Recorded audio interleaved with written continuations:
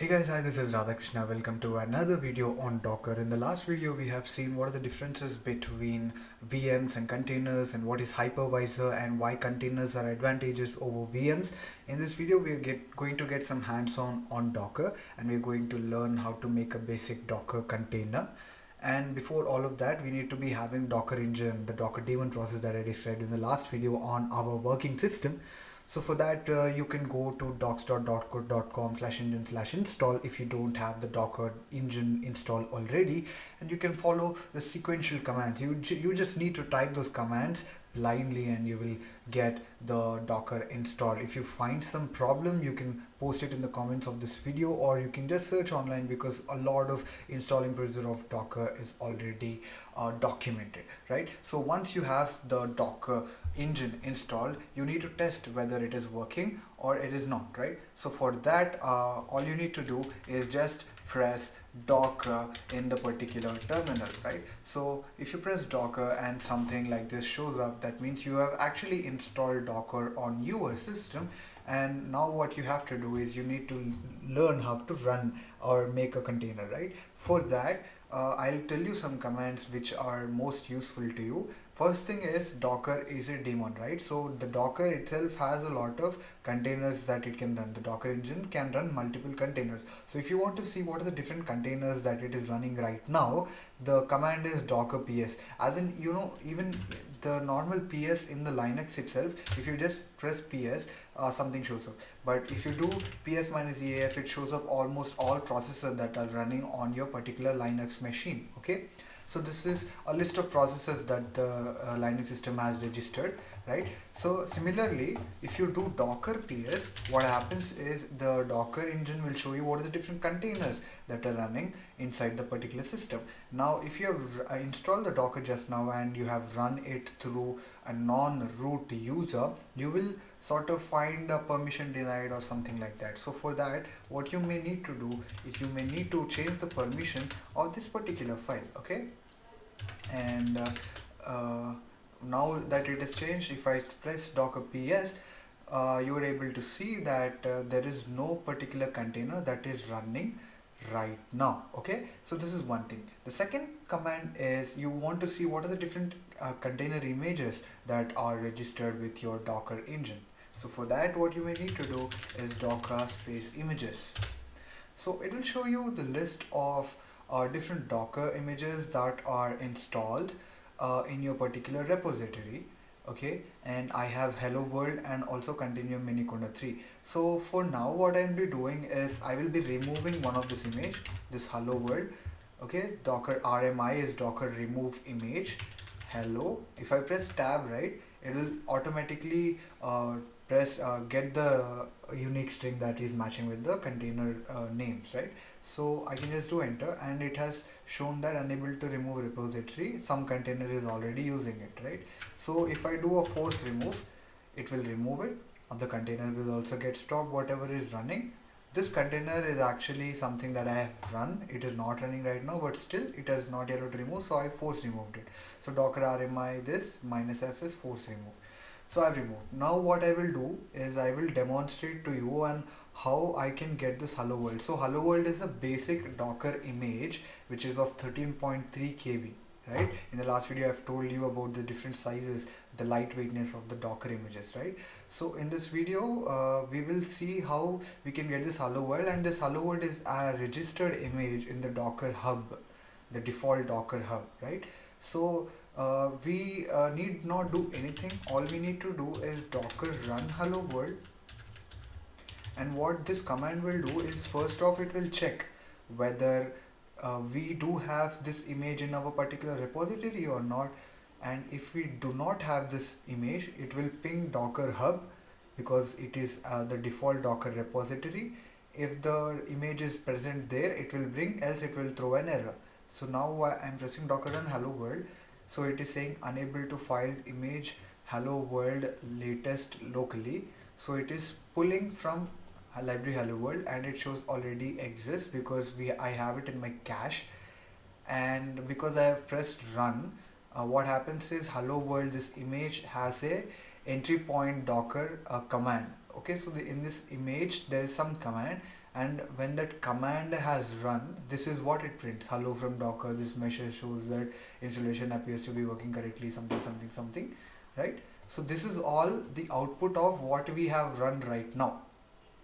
Okay, so this command gives that hello world. Now what happens is, I have removed the Docker hello world image, right? So if I press Docker images, you can able to see that it is created 11 months ago, and this hello world image is right now again installed in my particular repository, right?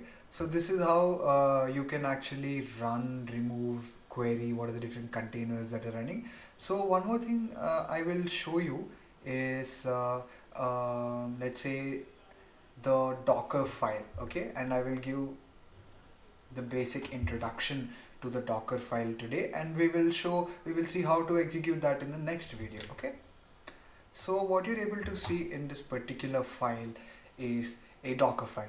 Now what is this Docker file is basically, this is a file which makes a base build of your environment, right? So for example, if you want to run your Apache web server, right, it needs to have certain dependencies, like it needs to have the Apache installed, it needs to be in certain specific locations, it needs to have a export of the port that is there, right? So how you can do it is, also you can use already pre-built existing Apache web server image from the Docker Hub, or you can make it on your own, right? So for that, anyways, if you want to build a Docker container, you need to have a base image. Okay, so for that, the first line is showing from something something Docker name.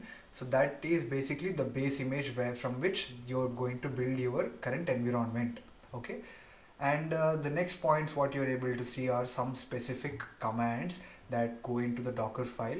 The entry point is a command which runs when you do a Docker run hello world, just like we did right now, right? So what we did is Docker run hello world on this particular thing, and what happened is all this got printed, right? So for this, the entry point command would be echo and all of this. Okay, so that is why all of this got printed. Okay, so that is nothing but the entry point. Entry point is something that prints or that executes once the Docker image gets loaded. And run is something that you would run a command while you are building. Okay, for example, if you want to install Apache, what you would do is you would do run sudo apt get Apache, and then it will install the Apache web server. Command is something that you would want to run when you don't want to go this like make this command permanently, like you don't want to use this particular command for building. Okay, for example, if you want to do some echo only, it is not used in the build purpose of the particular image, right? So you would just do command echo Radhakrishna or something like that. Copy is something where you would want to copy some files from a particular mount point to another particular mount point, maybe on the container, so that you want to have these files as a application code or some libraries for your environment. Env is for setting environment variables inside your own let's say container for applications to work. Working directory is like cd, you want to change the directory for executing certain command, you do work directory and you can give the path, and the terminal goes there or the environment goes there before executing the next command. Expose port is basically, expose is a command which is used for exposing the internal Docker ports to the outside Docker daemon. Okay, so that is why you use expose. Maintainer is now deprecated. Instead of that, you can use label, key name, key pair values. Volume is for mounting a certain particular volume over the particular Docker container. Okay, so these are some examples of commands that you could use in Dockerfile, and I will show you the basic Dockerfile that I have created for a environment that I have used for GDAL. So I used Miniconda 3 environment, the image. So what happens is, whenever we do Docker build of this file, what happens is this particular image gets pulled initially, and then I have given label maintainer Radhakrishna. So this is the name key pair value that goes with the container, and I have set a conda always yes true because I want to do some conda install. So if this is there, it will not ask for any password prompts or yes no prompts, and everything goes on very well. CMD echo installing GDAL is something that I put here, but this is not really required because this is what we use while doing the build. We again after that I want to install Codena install GDAL and clean Codena clean EFI. This what happens is once the image is pulled and the environment variable is set, I want to install GDAL from the Codena repository. And this run command basically what it does is once this is installed, the particular files are also burnt into the image. And Clonda clean AFI is for cleaning the cache and the other non-used tarball files, right? So what happens is when we build this particular Docker file, uh, all of the Docker image gets created with our commands and it gets stored in our Docker repository. So that we will see in the next video and the process of that execution and how we can interact with that, right? So meet you in my next video. That's it for this video. Goodbye. Thank you for watching.